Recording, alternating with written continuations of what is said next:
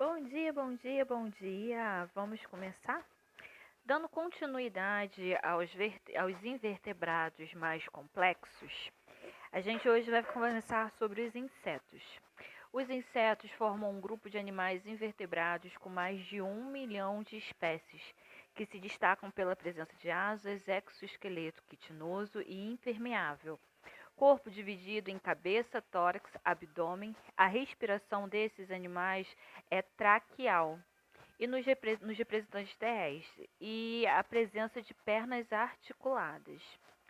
Os insetos apresentam diferentes formas de alimentação, estando presente em todos os ambientes devido às suas formas de adaptação ao longo dos tempos. Possuindo representantes detritívoros. O que são organismos detritívoros? São aqueles que se alimentam dos restos e comedores de madeira, como os besouros e os cupins. Também temos os sugadores de líquidos corporais de outros animais, como os piolhos, mosquitos e as pulgas. E os das plantas. Os sugadores das plantas são os chamados pulgões. Temos também os sugadores de néctar e pólen, como representantes têm as abelhas e a borboleta.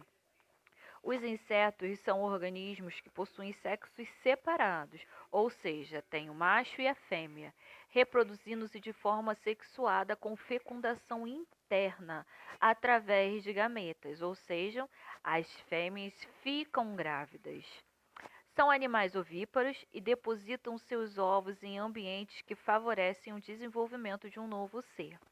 Durante o processo de fecundação, a gente tem o encontro do espermatozoide e do óvulo. Quando esses dois se encontram, a gente passa a ter a fecundação e a formação do ovo. Esse ovo, depois de formado, ele é colocado em algum ambiente que possa garantir que essa nova espécie, ou seja, esse novo indivíduo irá nascer. E aí varia, né, gente? Pode ser numa pedra, pode ser numa rocha, numa pedra ou rocha, pode ser numa folha, pode ser em qualquer tipo de substrato em que a fêmea perceba que ali é um local propício e seguro para o desenvolvimento desse ovo, com várias etapas de crescimento e são caracterizados por metamorfoses. O que é uma metamorfose?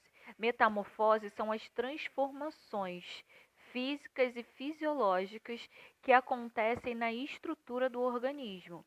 É aquela parte que a gente diz: nossa, essa barata cresceu, nossa, essa formiga era pequenininha, nossa, essa minhoca era pequenininha. Ou seja, é a etapa de crescimento desse ser que a gente chama de ciclo de vida. Essas metamorfoses podem acontecer de três tipos. A gente tem a metamorfose completa, que é aquela em que os insetos apresentam, após a eclosão do ovo, uma etapa de desenvolvimento larval, onde a gente tem um verme segmentado que é diferente do indivíduo adulto. Da larva, ela vira uma pupa e da pulpa ela chega até um indivíduo adulto. Sendo que durante esse processo de pupa, ele tende a ficar dentro de um casulo, que é onde vai ocorrer a maturação de todo o seu organismo, que vai resultar no ambiente adulto.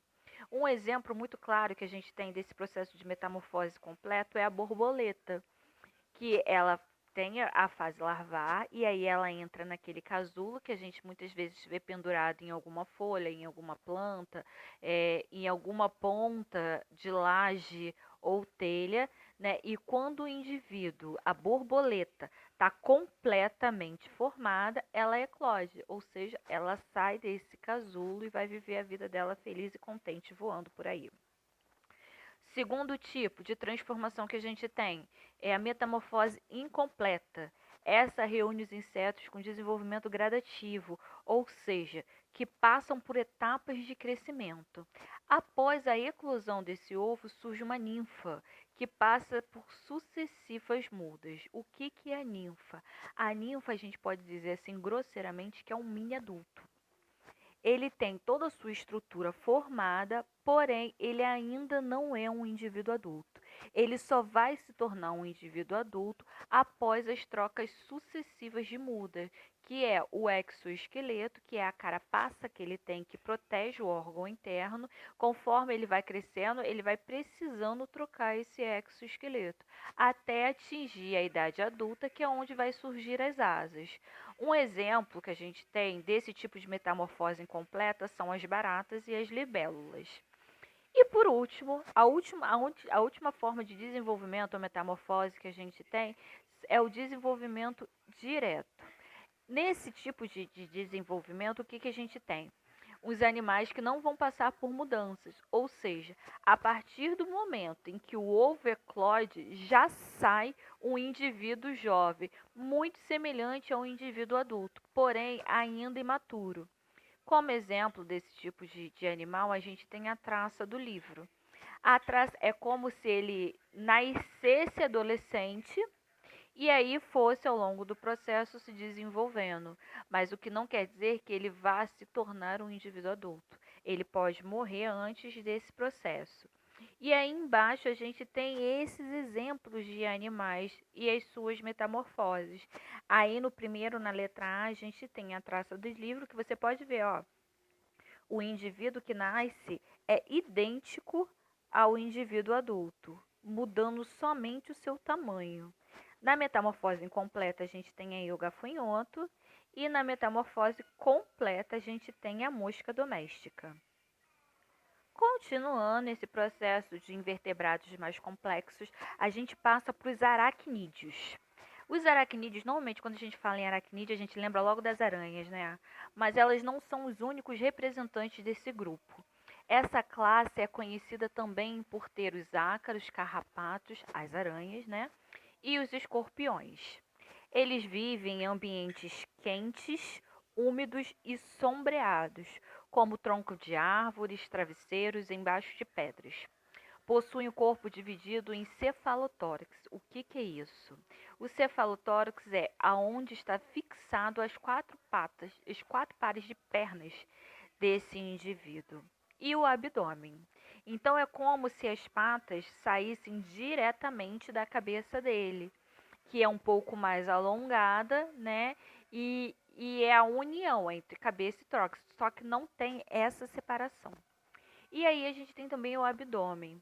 Eles não possuem antenas e nem asas.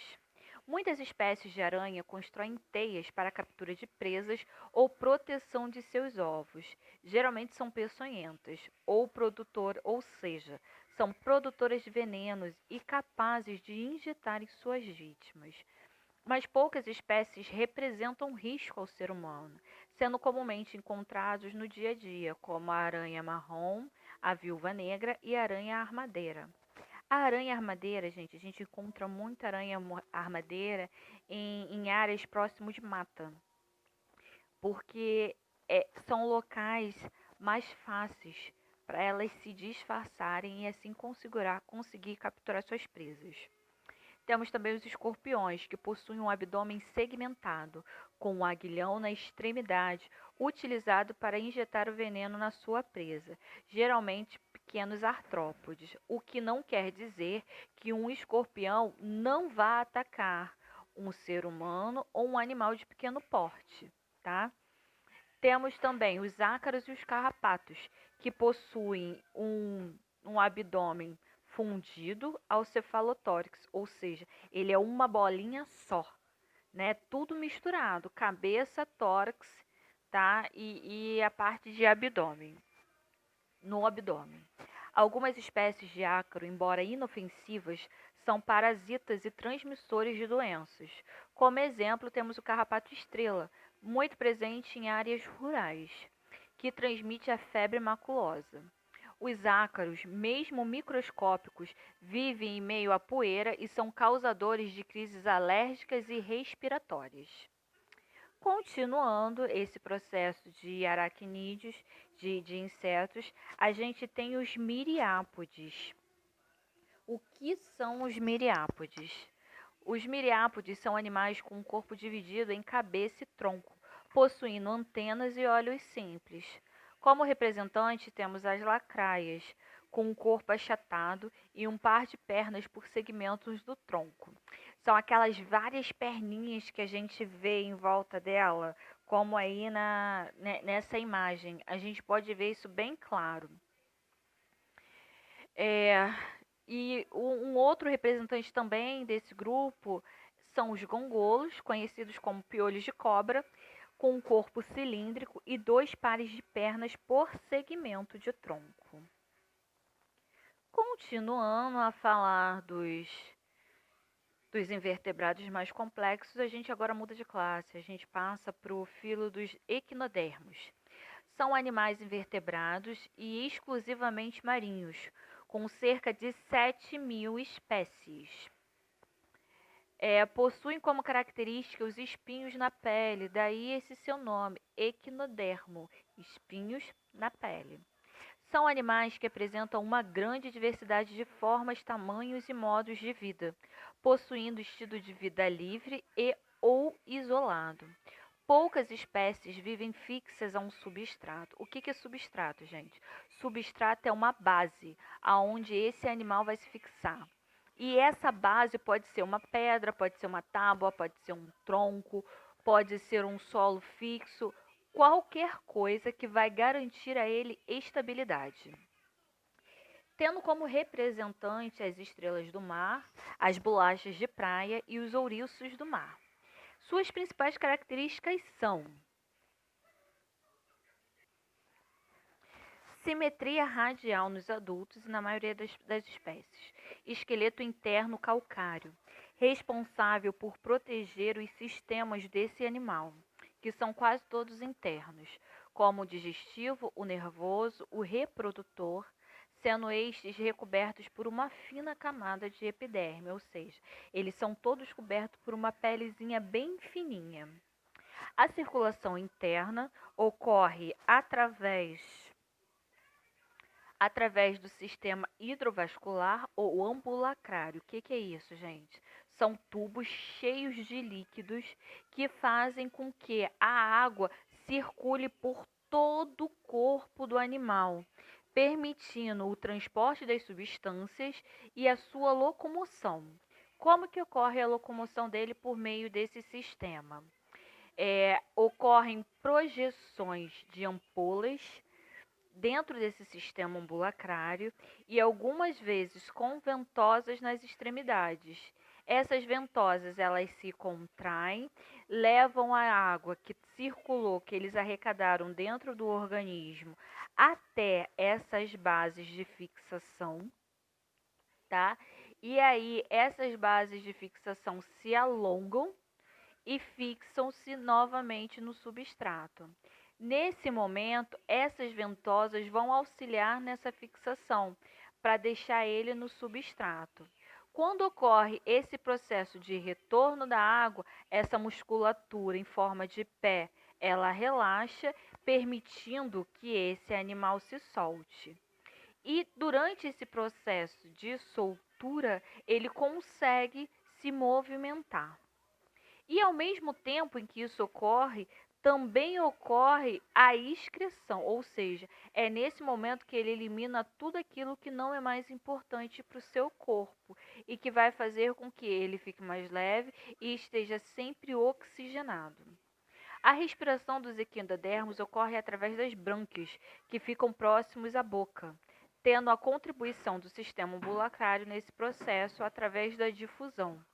O sistema nervoso deles é composto por um anel nervoso que circunda a boca, local onde estão os nervos radiais que se ligam a todo o corpo desse animal.